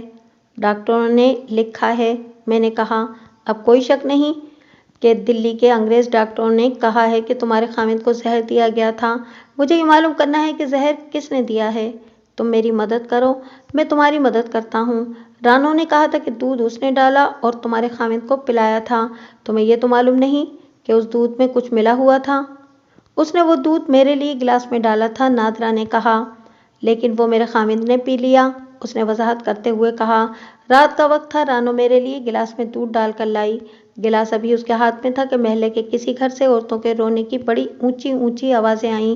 ایک آدمی بیمار تھا، اس کی بیوی کے میرے ساتھ گہرے تعلقات ہیں، میں سمجھی کہ وہ مر گیا ہے۔ میں اٹھ کر دوڑی، رانو بھی میرے پیچھے اس گھر میں پہنچ گئی۔ وہ آدمی مرا نہیں تھا، غشی میں چلا گیا تھا۔ عورتوں نے رونا پیٹنا شروع کر دیا۔ تھوڑی دیر بعد اس نے آنکھیں کھول دیں اور وہ لوگ ڈاکٹر کو بلا لائے۔ میں اور رانو گھر آ گئیں۔ میرے خاوند نے رانو سے کہا کہ وہ دودھ میں نے پی لیا ہے، اس کے لیے اور گرم کر لاؤ۔ رانو وہ دوسرا گلاس میں دودھ لے آئی جو میں نے پی لیا۔ رانو پر تمہیں بہت بھروسہ ہے؟ میں نے ایک شک کی بنا پر پوچھا۔ کیا آپ کو یہ شک ہے کہ رانو نے دودھ میں زہر ملایا ہوگا؟ نادرا نے کہا، ایسا نہیں ہو سکتا، رانو مجھے دھوکہ نہیں دے سکتی۔ میرا دماغ چکرانے لگا، کچھ سمجھ میں نہیں آئی تھی کہ کون کسے مارنے کی کوشش میں تھا۔ نادرا سے میں نے کہا کہ وہ سوچے اور جو کچھ اسے یاد آتا ہے اور جو کچھ وہ جانتی ہے مجھے بتائے۔ میں نے اسے یہ بھی کہا کہ رانو اس کی رشتہ دار نہیں، وہ نوکرانی ہے جس کی دلچسپی اپنے پیٹ اور اپنی ضروریات کے ساتھ ہے۔ ذہن سے یہ وہم اور خدشہ نکال دو کہ میں کسی کے کہنے پر تمہیں پریشان کر رہا ہوں۔ میں نے ہمدردی کے لہجے میں اسے کہا، اس میں کوئی شک نہیں رہا کہ تمہارے خاوند کو زہر دیا گیا ہے اور مجھے یقین ہو گیا ہے کہ زہر اس دودھ میں تھا جو غلطی سے تمہارے خاوند نے پی لیا تھا۔ اس نے ماتھا سکیڑ لیا جیسے کچھ یاد کرنے کی کوشش کر رہی ہو۔ ہاں، اس نے میری طرف دیکھے بغیر یوں کہا جیسے اپنے آپ سے باتیں کر رہی ہو۔ رانو کے ساتھ میرا خون کا کوئی رشتہ نہیں۔ اس نے میری طرف یوں دیکھا جیسے میرے چہرے پر کچھ پڑھنے کی کوشش کر رہی ہو۔ دبی سی آواز میں بولی، مجھے یاد آ رہا ہے کہ جب میرے خاوند نے کہا تھا کہ وہ دودھ میں نے پی لیا ہے تو رانو نے اپنے سینے پر ہاتھ رکھ کر کہا تھا، ہائے چودھری جی، وہ آپ نے پی لیا ہے۔ میں نے کہا تھا کہ کیا ہوا، پڑے پڑے ٹھنڈا ہو جاتا۔ تب میرے خاوند نے کہا تھا کہ اسے اور دودھ گرم کر دو اور وہ میرے لیے دودھ لے آئی تھی۔ اس نے آگے ہو کر میرے گھٹنے پر ہاتھ رکھ کر کہا، کیا میری نوکرانی کے ہاتھوں کسی نے مجھے زہریلا دودھ پلانا چاہا تھا؟ اس کا دم خم ختم ہو چکا تھا۔ اس نے رانو کی یہ بات سنا کر مجھے ایک اور شک میں ڈال دیا۔ میں نے اسے کہا، معلوم یہی ہوتا ہے کہ کسی نے زہر تمہیں دینا چاہا تھا مگر تمہارا خاوند پی گیا۔ تمہیں کس پر شک ہے؟ ایک تو قاسمہ ہے، اس نے کہا، اور دوسری احمد علی کی بیوی۔ میں نے اسے کہا کہ وہ اپنے کمرے میں چلی جائے۔ سوچ سوچ کر میرا یہ حال ہو گیا تھا کہ سر دکھنے لگا تھا۔ مجھے ذرا آرام کی ضرورت تھی، اونگ آ رہی تھی۔ میری قسمت میں آرام نہیں تھا۔ میرے علاقے کے ایک گاؤں کا نمبردار ایک آدمی کو ساتھ لے کے آ گیا۔ میں بتا چکا ہوں کہ میرے مخبر سرگرم تھے اور نمبرداروں کو بھی میں نے چوکس کر رکھا تھا۔ نمبرداروں کا اپنا سراغ رسانی اور جاسوسی کا نظام تھا۔ قصبے کے ایک قریبی گاؤں کے ایک آدمی نے زراعت انسپکٹر کے قتل کی خبر سن لی تھی۔ وہ نمبردار کا قریبی آدمی تھا۔ اس نے نمبردار کو بتایا کہ ایک دن وہ شہر میرے تھانے والے قصبے کو پیدل جا رہا تھا۔ اس نے 3 آدمی دیکھے جو برساتی نالے میں کلہاڑیاں اور ٹوکا ریت پر رگڑ رہے تھے۔ وہ نالے کے کنارے دیواروں کی طرح اونچے تھے۔ پانی تھوڑا تھا، صرف ایک کنارے کے ساتھ جہاں سے نالا مڑتا تھا پانی جمع تھا۔ ادھر ادھر کوئی آبادی نہیں تھی۔ وہ آدمی انہیں دیکھ سکتا تھا، وہ اسے شاید نہیں دیکھ سکے ہوں گے۔ تینوں نے کپڑے اتارے اور دھونے لگے۔ وہ آدمی یہ نہیں دیکھ سکا کہ ان کے کپڑوں پر خون تھا یا نہیں، وہ بالکل ننگے ہو گئے تھے۔ وہ آدمی ذرا قریب سے گزرا تو اس نے تینوں کو پہچان لیا، وہ چودھری غفور کے مزارے تھے۔ میں نے اس آدمی سے بہت کچھ پوچھا اور اس سے دن بھی پوچھا۔ اس نے وہی دن بتایا جس دن احمد علی قتل ہوا تھا۔ اس آدمی کو یہ معلوم نہیں تھا کہ وہ کس طرف سے آئے اور نالے میں اترے تھے۔ اس آدمی نے مجھے ایسی معلومات دی جن سے میرا مسئلہ حل ہو گیا، یا شاید مجھے وہم سا ہوا کہ میرا مسئلہ حل ہو گیا ہے۔ اگر چودھری غفور کے مزارے کلہاڑیاں اور ٹوکا ریت پر رگڑ رہے تھے اور انہوں نے کپڑے اتار کر نالے میں دھوئے تھے تو وہ احمد علی کو قتل کر کے آئے تھے اور قتل کرانے والا چودھری غفور تھا۔ میں نے اسی وقت ہیڈ کانسٹیبل اور چند ایک کانسٹیبلوں کو ساتھ لیا اور مزاروں کے گھروں کی طرف روانہ ہو گیا۔ ان کے گھر قصبے کے ساتھ ہی تھے، درمیان میں کھیت تھے، آگے جا کر ان کے کچے کچے کوٹھے تھے۔ قصبے کے نمبردار کو میں نے ساتھ لے لیا تھا۔ چودھری غفور کے مزارے 4 گھرانے تھے۔ میں نے چاروں کے مردوں کو کھیتوں سے بلا لیا۔ ان کی تعداد 12-13 تھی۔ جس آدمی نے انہیں دیکھا تھا اس سے پوچھا کہ ان میں وہ 3 کون تھے۔ اس نے بڑی آسانی سے وہ 3 مزارے الگ کر دیے۔ تینوں جوان تھے۔ میں ایک کو پرے لے گیا اور اس سے پوچھا، اس روز جو کلہاڑی یا ٹوکا تم نالے میں ریت سے صاف کر رہے تھے اور جو کپڑے تم نے دھوئے تھے وہ فوراً میرے حوالے کر دو۔ تمہارے پاس کلہاڑی تھی یا ٹوکا؟ اس نے بڑی دھیمی آواز میں کہا، کلہاڑی۔ میں 2 کانسٹیبلوں کے ساتھ اس کے گھر میں گھس گیا۔ اس نے ایک کلہاڑی میرے حوالے کر دی۔ میں نے اس سے پوچھا کہ اس نے کون سے کپڑے دھوئے تھے۔ اس نے اپنے پہنے ہوئے کرتے کی طرف اشارہ کیا۔ میں نے اس کا کرتا اتروا لیا۔ اس نے جو چادر باندھ رکھی تھی وہ بھی اس نے دھوئی تھی۔ میں نے وہ بھی اس سے لے لی، پھر اس کے گھر کی تلاشی لی، کاغذی کارروائی مکمل کی، 2 گواہوں کے انگوٹھے لگوائے اور میں باہر نکل آیا۔ दूसरे 2 मज़ारे बाहर खड़े थे। उन्होंने जब मेरे हाथ में कुल्हाड़ी, कुर्ता और चादर देखी तो उनका हौसला टूट गया। वो गरीब आदमी किराए के कातिल थे। मैंने दूसरे को अलग किया और उसे कहा कि तुम्हारे साथी ने सारी बात बता दी है। कुल्हाड़ी और वो कपड़े भी दे दिए हैं जिन पर खून के छींटे पड़े थे। तुम भी अपना हथियार और वो कपड़े दे दो। मैं तुम्हारे साथ भी वही रियायत करूंगा जो उसके साथ कर रहा हूँ। बिल्कुल न घबराओ। उसने सदाए हुए जानवरों की तरह मुझे अपने घर में चलने का इशारा किया और एक टोका निकालकर मुझे दे दिया। मैंने इससे वो कपड़े मांगे जो उसने नाले में धोए थे।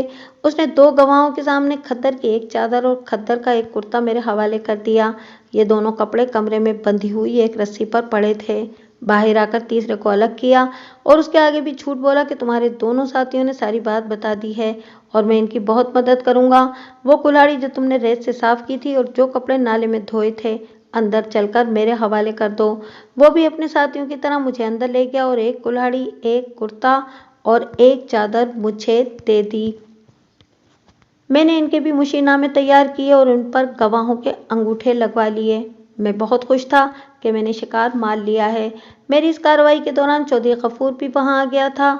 उसने मुझे बेतकल्लुफी से सलाम किया और मैंने आगे बढ़कर उससे हाथ मिलाया था। फिर वो नंबरदार के साथ खड़ा रहा था। मैंने वही मज़ारों से इकबाली बयान लेने का फैसला कर लिया। मैं नंबरदार की ड्योढ़ी में जा बैठा और एक मज़ारे को अंदर बुला लिया। उसे कहा कि वो पूरी तफसील से सुना दे कि उसने अपने इन 2 साथियों के साथ ज़राअत इंस्पेक्टर को कहाँ और किस तरह कत्ल किया है और कत्ल किसने कराया है। ना हुजूर, उसने मासूमियत से जवाब दिया। हमारी ज़राअत इंस्पेक्टर के साथ क्या दुश्मनी थी कि हम उसे कत्ल करते। फिर तुमने नाले में कपड़े क्यों धोए थे, मैंने पूछा, और कुल्हाड़ी क्यों साफ की थी, क्या इन पर खून नहीं था। ना जी, खून कैसा, उसने कहा। हम तो सुबह सुबह एक दरख्त काटने गए थे, वापस आए तो नाले में नहाने और कपड़े धोने उतर गए। सब कहने लगे कि रेत से कुल्हाड़ियों के फल चमका लेते हैं। मैं परेशान हो गया। ये मज़ारा बड़ा चालाक और मक्कार निकला। मुझे ख्याल आया कि चौधरी गफूर आ गया था। उसने इशारा करके इन्हें पक्का कर दिया है और इन तीनों ने आंखों ही आंखों में कुछ तय कर लिया है। मैंने दूसरे मज़ारे को अंदर बुलाकर वही सवाल किया जो पहले से किया था। उसने भी हैरान सा होकर कहा कि वो एक दरख्त काटने गए थे। उसे एक तरफ करके मैंने तीसरे को अंदर बुलाया और उससे भी वही पूछा जो उसके साथियों से पूछा था। यह आदमी खासा अहमक साबित हुआ। वो शायद अपने साथियों का यह चौधरी गफूर का इशारा नहीं समझ सका था। कहने लगा कि एक खेत के किनारे ऊंचे करने गए थे, वो करके वापस आए और नाले में नहाने के लिए उतर गए। किनारे कुल्हाड़ियों और टोके से ऊंचे किए जाते हैं क्या, मैंने पूछा। नहीं जी, उसने जवाब दिया। हमारे पास 2 कुदालें थीं। इससे पहले कुदालों का जिक्र नहीं आया था। जिस आदमी ने इन्हें नाले में देखा था उसे कुदालें नजर नहीं आई होंगी। मालूम नहीं इनके पास कुदालें थीं या नहीं। मैंने इस मज़ारे से कहा कि वो चलकर दोनों कुदालें मुझे दिखा दे। वो मेरे साथ चल पड़ा। एक कुदाल अपने घर से दी और दूसरी अपने एक साथी के घर से।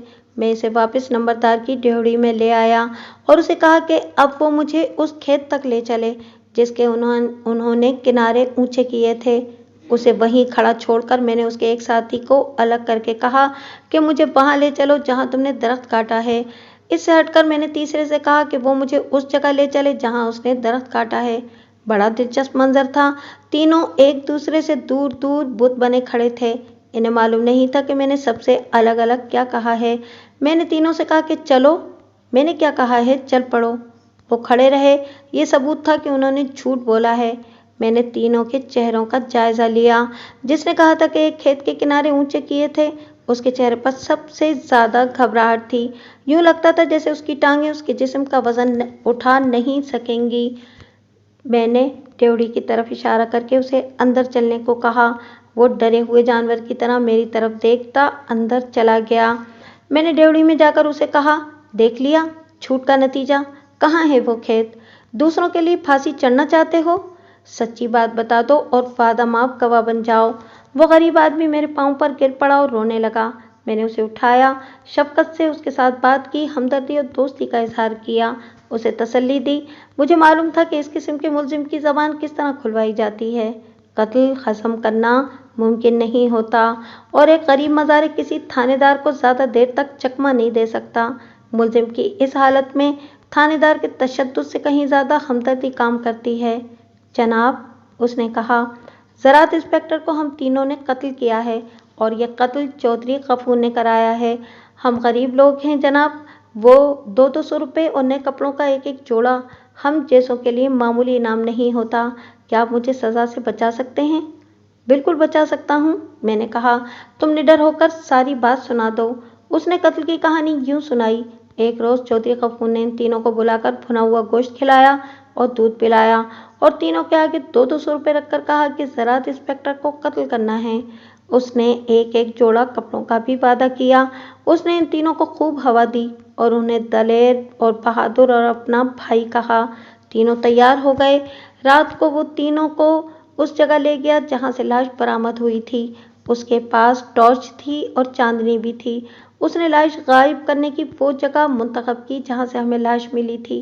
چودھری غفور نے انہیں ایک جگہ گھات لگانے کو دکھائی اور ان میں سے ایک کو پگڈنڈی پر کھڑے رہنے کو کہا اور اسے بتایا کہ زراعت انسپکٹر دورے پر جا رہا ہے اور وہ اس پگڈنڈی سے گزرے گا۔ غفور نے اسے بتایا کہ زراعت انسپکٹر کو کیا چکمہ دے کر ویرانے میں 2 آدمیوں کو گھات میں لے جانا اور اسے قتل کرنا ہے۔ چودھری غفور نے تینوں کو یقین دلایا کہ قتل کا کوئی کھرا کھوج نہیں ملے گا اور اگر وہ پکڑے گئے تو تھانے دار اس کا دوست ہے، وہ تینوں کو چھڑا لے گا۔ چودھری غفور کو پتہ چل گیا تھا کہ زراعت انسپکٹر احمد علی فلاں صبح فلاں دورے کی طرف جا رہا ہے۔ یہ موقع اچھا تھا۔ اس نے اپنے ان تینوں مزاروں کو قتل کے لیے اس طرح تیار کر لیا کہ تینوں قتل کو ایک کھیل سمجھ بیٹھے۔ اس زمانے میں 200 روپیہ بہت بڑی رقم تھی۔ اس کے ساتھ چودھری غفور کی خوشنودی ان کے لیے بہت بڑا انعام تھی۔ جس صبح احمد علی کو دورے پر روانہ ہونا تھا، تینوں بہت سویرے نکل گئے۔ ان کے پاس 2 کلہاڑیاں، 1 ٹوکا اور 2 کدالیں تھیں۔ وہ قصبے سے تقریباً 5 میل دور چلے گئے۔ ان میں سے ایک اس راستے پہ کھڑا ہو گیا جس سے احمد علی کو گزرنا تھا اور 2 اس راستے سے دور ایک جگہ گھات میں بیٹھ گئے۔ جب احمد علی وہاں سے گزر رہا تھا اس وقت سورج نکل آیا تھا۔ ایک مزارے اسے ملا اور اسے روک کر کہا کہ وہ چودرانی نادرہ کا مزارے ہے اور اس کے ساتھ آیا ہے۔ چودرانی خانقاہ پر آئی ہے۔ اس نے مجھے کہا ہے کہ جا کر اس راستے پر کھڑے ہو جاؤ، آپ گزریں گے تو آپ کو ادھر بلا لاؤں۔ احمد علی کے دن پورے ہو چکے تھے۔ اس نے سوچے سمجھے بغیر گھوڑی کا رخ ادھر کو کر دیا۔ مزارے نے احترام سے گھوڑی کی باگ پکڑ لی اور آگے آگے چل پڑا۔ وہ اسے عام راستے سے ہٹا کر موت کے اس ویرانے کی طرف لے گیا جو نیچے چلا جاتا اور دنیا کی نظروں سے اوجھل ہو جاتا تھا۔ مزارے نے مجھے بتایا کہ احمد علی نے اسے پوچھا کہ چودرانی شاید بہت سویرے گھر سے نکلی ہوگی۔ مزارے نے اسے بتایا کہ ابھی اندھیرا تھا کہ اسے ساتھ لے کر نکل آئی تھی۔ کہتی تھی کہ کلہاڑی ساتھ لے لو، دشمنوں کا کوئی بھروسہ نہیں۔ مزارے نے احمد علی پر اعتبار پکا کرنے کے لیے کہا کہ خانقاہ تک سیدھا راستہ بہت لمبا ہے، اس لیے ہم نے یہ راستہ اختیار کیا ہے۔ بڑا خراب علاقہ ہے۔ آگے وہ کٹا پھٹا علاقہ آ گیا جو میں پہلے بیان کر چکا ہوں۔ وہ پگڈنڈی سے تقریباً 1 میل دور چلے گئے تھے۔ اچانک احمد علی نے مزارے سے غصے میں کہا، اوئے ٹھہر ذرا، تو کہاں لے جا رہا ہے مجھے؟ اسے شاید کچھ شک ہو گیا تھا۔ مزارے نے اسے کہا کہ چودرانی ذرا ہی آگے بیٹھی ہوئی ہے۔ باگیں مزارے کے ہاتھ میں تھیں۔ احمد علی نے کہا کہ باگیں مجھے دے دے۔ گھات میں بیٹھے ہوئے 2 مزارے قریب ہی تھے۔ مزارے نے باگیں نہ چھوڑیں اور تیز تیز چلنے لگا۔ احمد علی گھوڑی سے اترنے لگا تو مزارے دوڑ پڑا، گھوڑی بھی دوڑنے لگی اور مزارے اس ذرا گہری جگہ اتر گیا جہاں کھوجی نے ہمیں گھوڑی اور 2-3 آدمیوں کے کھرے دکھائے تھے اور مٹی پر خشک خون تھا۔ قریب سے ہی دونوں مزارے اٹھے۔ انہوں نے احمد علی کے پاؤں رکابوں سے نکالے۔ اس نے منت سماجت کی، شور بھی مچایا، مگر وہاں اس کی سننے والا کوئی نہ تھا۔ اس کی گناہوں کی زندگی ختم اور سزا شروع ہو چکی تھی۔ مزاروں نے اس پر کلہاڑیوں کے 4-5 وار کیے۔ اس مزارے کے ہاتھ میں جو مجھے قتل کی کہانی سنا رہا تھا ٹوکا تھا۔ اس نے احمد علی کے کولے پر 1 ہی وار کیا اور ٹوکا جوڑ تک اتر گیا۔ احمد علی گرا تو ایک مزارے نے اس کی پسلیوں پر یوں کلہاڑی ماری جیسے لکڑی چیرنے کے لیے کلہاڑی چلائی جاتی ہے۔ چودھری غفور نے انہیں لاش چھپانے کی جگہ دکھا رکھی تھی۔ یہ قدرتی بنی ہوئی قبر تھی۔ مزاروں نے لاش اٹھائی اور اس جگہ رکھ دی۔ یہ جگہ گز بھر گہری تھی۔ لاش اس میں فٹ آ گئی۔ مزارے 2 کدالیں ساتھ لے گئے تھے۔ ان سے انہوں نے ادھر ادھر سے مٹی کھودی اور یہ لمبوترا سا گڑھا بھر دیا۔ انہوں نے یہ نہ دیکھا کہ قبر نما گڑھے سے آگے سوراخ ہے جہاں سے برسات میں پانی گزرتا ہے۔ चौधरी गफूर ने इन्हें बड़ी सख्त हिदायत दी थी कि वो लाश से कोई चीज़ न लें और घोड़ी को खुला छोड़ दें। इंसान किस कदर कम अकल है कि वो जुर्म करते हुए भूल जाता है कि ऊपर खुदा देख रहा है और गुनाह मिट्टी में छुपाए नहीं जा सकते। मज़ारे घोड़ी को वहीं छोड़कर चल पड़े। इनकी कुल्हाड़ियों और टोके पर भी खून था और कपड़ों पर भी छींटे पड़े थे। वो ऐसे रास्ते से वापस आए जिधर इन्हें कोई देख नहीं सकता था। वो एक जगह से नाले में उतर गए जहां उन्होंने कुल्हाड़ियों और टोके से खून रेत से साफ किया और कपड़े उतार कर धोए। वापस आकर उन्होंने चौधरी गफूर को बताया कि वो काम कर आए हैं। उसने उन्हें तसल्ली दी कि उन्हें कोई नहीं पकड़ सकता। उसने तीनों को 200-200 रुपये और नए कपड़े दिए। मैंने इससे पूछा कि मैं जब यहाँ आया था तो तीनों ने फौरन टोका, कुल्हाड़ियाँ और कपड़े निकाल दिए थे। फिर इन्हें क्या हुआ था कि तीनों ने झूठ बोल दिया कि इन्हें अहमद अली के कत्ल का कुछ इल्म नहीं। उसने बताया कि चौधरी गफूर ने आकर सबको इशारा कर दिया था। फिर उसने कस्बे के नंबरदार के जरिए उन्हें कहा था कि थानेदार को कुछ न बताना और घबराना नहीं। इस मज़ारे को मैंने कांस्टेबलों के हवाले कर दिया और दूसरों को बुलाया। उसने इकबाल जुर्म से साफ इनकार कर दिया। तीसरे ने भी इनकार कर दिया। मैंने इन पर जोर न दिया। उसकी बजाय इकबाल जुर्म करने वाले को वादा माफ गवाह बनाने का फैसला कर लिया। उसे मैंने समझा दिया कि वो वादा माफ गवाह क्या होता है और उसे माफ़ी मिल जाती है। उसने कहा कि वो अच्छी तरह जानता है। मुझे बाद में पता चला था कि मेरे हेड कांस्टेबल ने चौधरी गफूर के कहने पर दोनों मज़ारों से कहा था कि वो इकबाल जुर्म ना करें। मैंने हेड कांस्टेबल के खिलाफ महकमाना कार्रवाई कराई थी। उसने चौधरी गफूर से पैसे लिए और दोनों मज़ारों को जो बाहर उसकी हिरासत में बैठे थे पक्का कर दिया था। सूरत ऐसी पैदा हो गई थी कि वादा माफ गवाह ज़रूरी था। मैंने तीनों मज़ारों और चौधरी गफूर को गिरफ्तार कर लिया। अब गफूर मेरे ईमान की बोली देने लगा। मैंने इनकार किया तो उसने कहा, मलिक साहब, आप इज्जत और गैरत को नहीं समझते। मैंने जो कुछ किया है अपनी इज्जत बहाल करने के लिए किया है। चौधरी, मैंने उसे कहा, अगर मैं थानेदार ना होता तो अहमद अली को अपने हाथों कत्ल करता, लेकिन थानेदारी का हुक्म कुछ और है। तुमने कानून अपने हाथ में ले लिया था। उसे ऐसे तरीके से कत्ल करते कि खुरा खोज न मिलता। तुमने मज़ारों से कत्ल कराया। ये लोग तुम्हारे लिए क्यों फांसी चढ़ेंगे? तुम जुर्म का इकबाल करोगे। नहीं, उसने कहा, मुझे इकबाल जुर्म के लिए ना कहना। मुकदमा लड़ूंगा। आपसे कह रहा हूं कि मुकदमे पर जो पैसा बर्बाद होगा वो आप ले लें और कोई रास्ता निकाल लें। तुम्हारा वकील रास्ता निकाल लेगा। मुझे शहादत की ज़रूरत थी। वादा माफ गवाह का कोई भरोसा नहीं था। यहाँ मैं आपको शहादत और सबूत के मुतालिक एक दिलचस्प बात बताता हूँ। जिस वक्त का ये केस है उस वक्त तक अंग्रेज़ हिंदुस्तान में सुराग रसानी और शहादत की फराहमी का एक कीमियाई तरीका ले आए थे जिसे फॉरेंसिक मेडिसिन कहते हैं। उसकी पहली लेबॉर्ट्री लाहौर में बनाई गई थी। कातिल अपने कपड़ों से खून धो दिया करते हैं। धुलकर कपड़ों पर कोई दाग धब्बा नजर नहीं आता, लेकिन कपड़ों पर एक खास दवाई लगा दो तो लेबॉर्ट्री में माहिरीन नुमाया तौर पर खून के धब्बे देख सकते हैं। खून के आसार जो नजर नहीं आ सकते कपड़े के धागों में महफूज रहते हैं।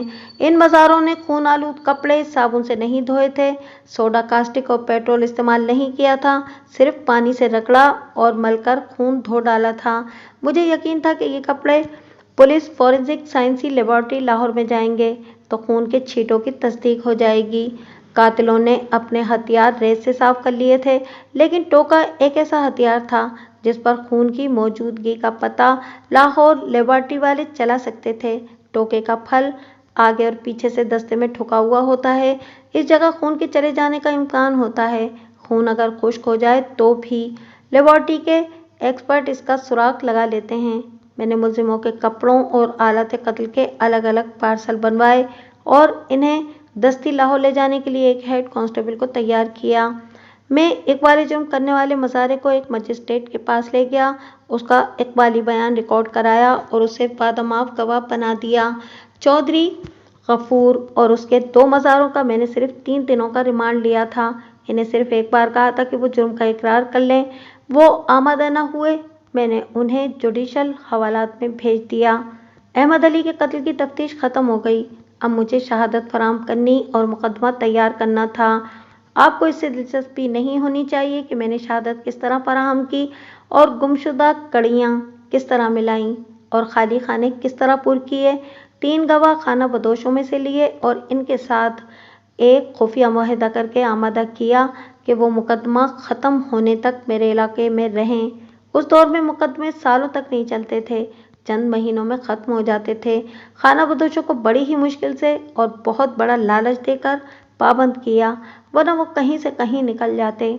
چودھری غفور کی گرفتاری کی جو خوشی نادرا کو ہوئی، اس کا اندازہ آپ اس سے لگائیں کہ اسے جس کمرے میں بند کر رکھا تھا، میں اس میں گیا تو وہ اٹھ کر مجھ پر جھپٹ پڑی۔ میں نے بڑی مشکل سے اسے خود سے ہٹایا۔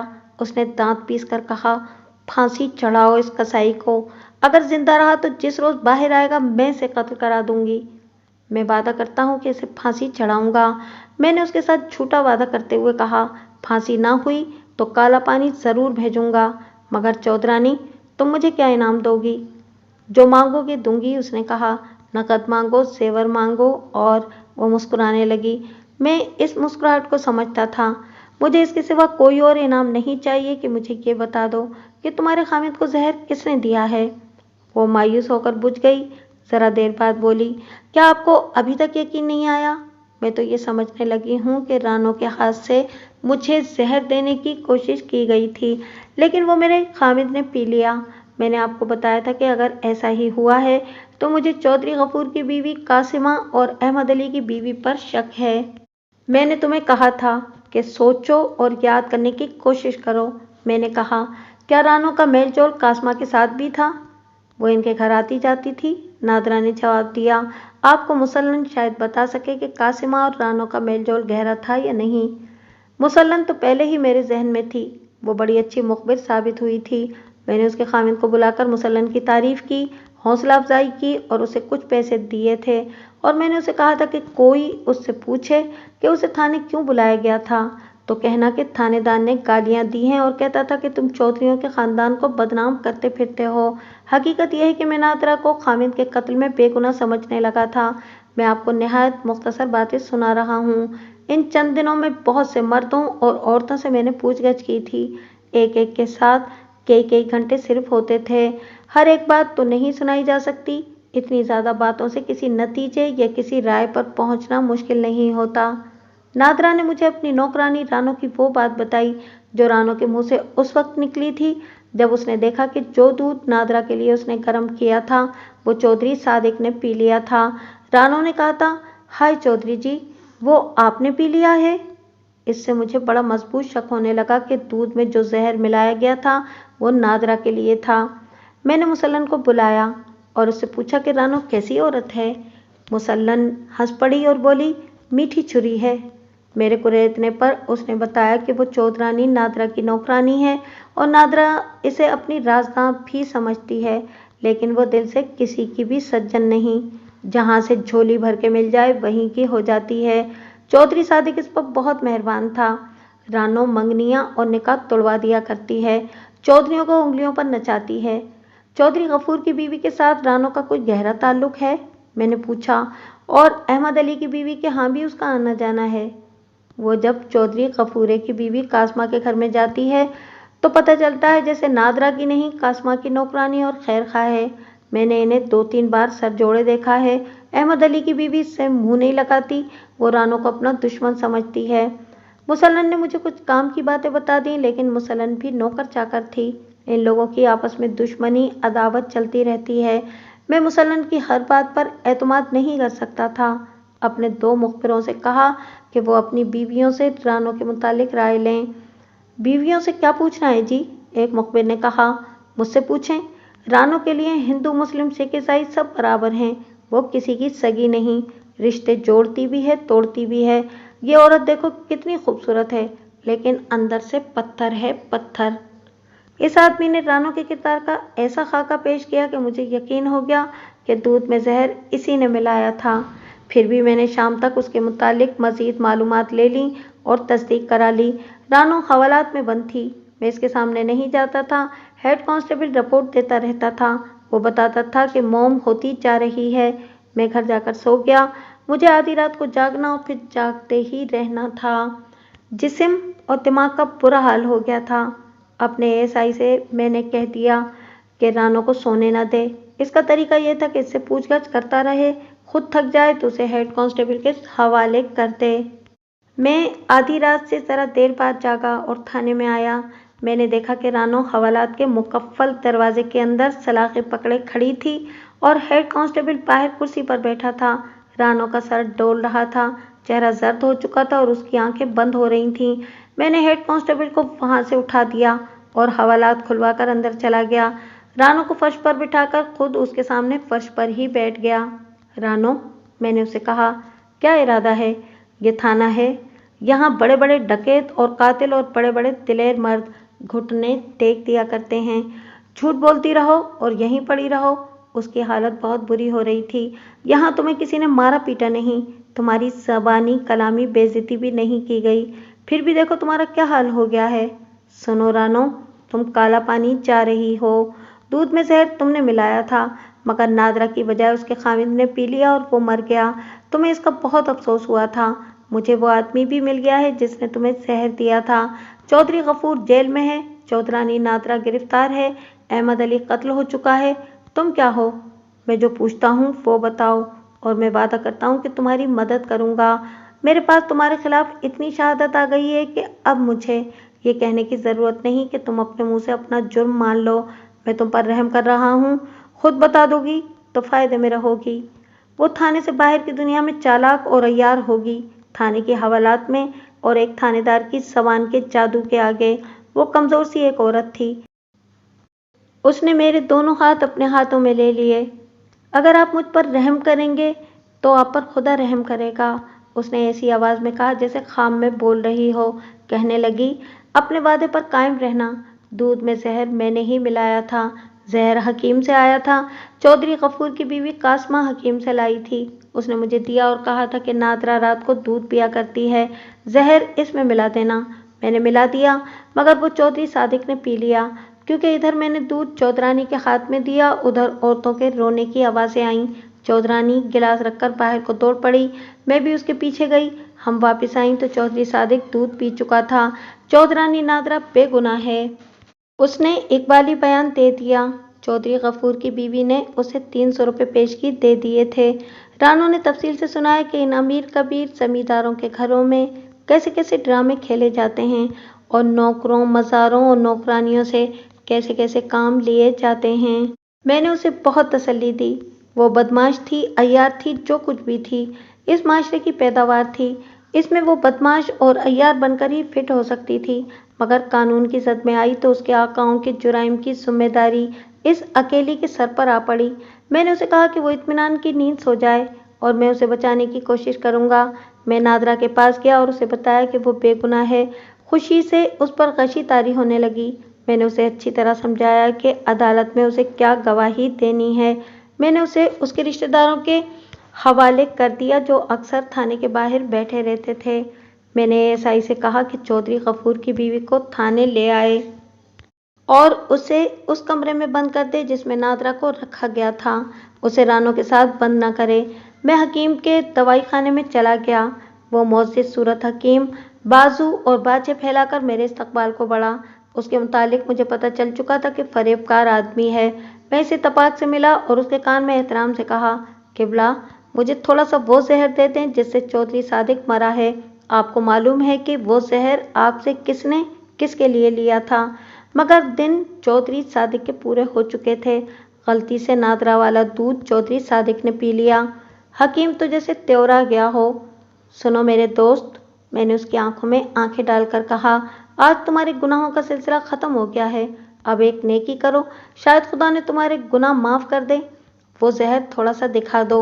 वो पुख्ताकार गुनाहगार था। कहाँ वो इतना घबरा गया था कि बेहोश होने लगा था, कहाँ वो शेर और दिलेर हो गया। मुझे दुकान के पिछले हिस्से में ले गया और बोला, मैंने बेअंत कमाया है, अपना हिस्सा जितना चाहो वसूल कर लो और यहाँ से चले जाओ। कहते हो तो बाकायदा महवार लगा दूंगा। मैंने उसे बाजू से पकड़ा और बाहर लाकर कांस्टेबलों के हवाले कर दिया और कहा कि इसे थाने ले चलो। दुकान में उसके 2 शागिर्द या असिस्टेंट भी थे। मैं इन्हें दुकान के पिछले कमरे में ले गया और उन्हें अच्छी तरह समझाया कि उनके उस्ताद का ये दवाई खाना कम से कम 10 साल के लिए बंद हो रहा है। अगर वो दोनों ये दवाई खाना चलाना चाहते हैं تو میں اسے سیل نہیں کروں گا۔ شرط یہ ہے کہ وہ بتا دیں کہ حکیم نے چودھری صادق کی بیوی کو کون سا زہر دیا تھا۔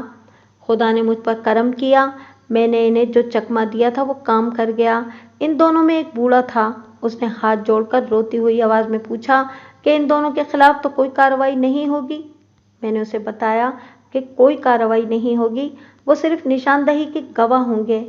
بوڑھے نے حکیم کی ایک خاص دراز میں سے ایک شیشی نکال دی اور بولا، یہ دراصل دوائی ہے، لیکن اس کی ذرا سی مقدار دو دوسری دوائیوں میں ڈال کر دی جاتی ہے۔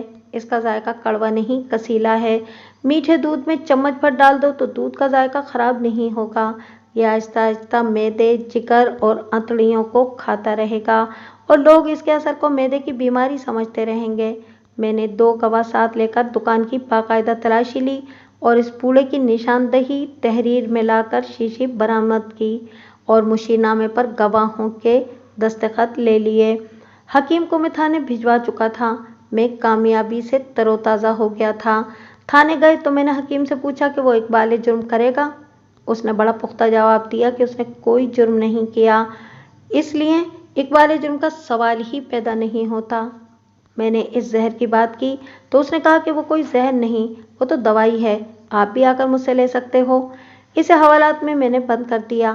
چودھرانی قاسمہ تھانے آ چکی تھی، اسے اپنے دفتر میں بلوایا۔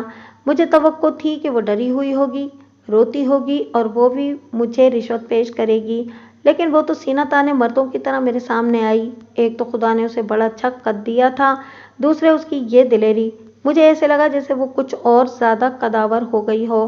میں نے اسے اپنے سامنے بٹھا لیا۔ تم نے مجھے پہلے کیوں نہ بتا دیا چودھرانی؟ میں نے کہا۔ اب تو بات بالکل بگڑ گئی ہے۔ اس نے میری میز پر دھماکے سے ہاتھ مار کر کہا، کچھ بھی نہیں بگڑا، بگڑا یہ ہے کہ جس بغیرت کو زہر دینا تھا وہ ابھی تک زندہ ہے۔ تو تم اقبالی بیان دو گی؟ میں نے جو بیان دینا ہوا عدالت میں دوں گی، اس نے بڑی دلیری سے کہا۔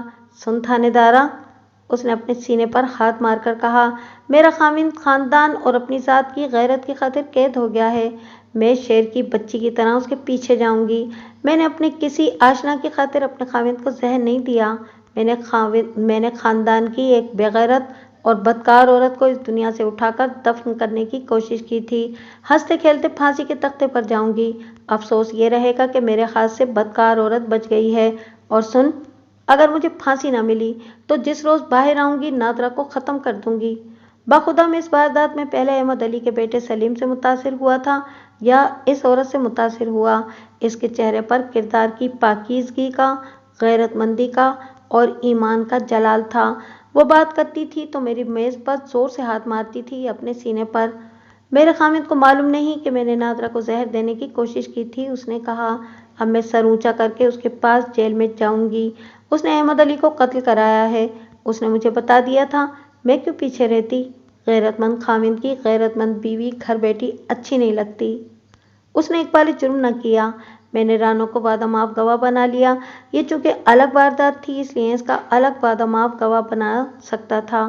یہ کیس بھی ایسی صورت اختیار کر گیا تھا کہ وعدہ معاف گواہ کی ضرورت تھی۔ کیس عدالت میں گیا۔ میں نے سلیم کی گمشدگی کا کیس بھی شہادت میں شامل کر دیا۔ سلیم اور اس کی ماں کو بھی گواہ کے طور پر بلایا۔ اس سے یہ ثابت ہوا کہ احمد علی بدکار آدمی تھا اور اسے غفور نے اشتعال میں قتل کرایا ہے۔ اس سے غفور کو کچھ فائدہ مل گیا۔ بڑا دلچسپ کیس تھا۔ اس کی کارروائی کی الگ اور بڑی لمبی داستان ہے۔ سزائیں اس طرح دی گئیں، چودھری غفور اور اس کی بیوی کو 7-7 سال، دونوں مزاروں کو بھی 7-7 سال اور حکیم کو 4 سال۔ دونوں وعدہ معاف گواہوں کو معافی مل گئی۔ اپیل میں سب کی سزائیں بحال رہیں۔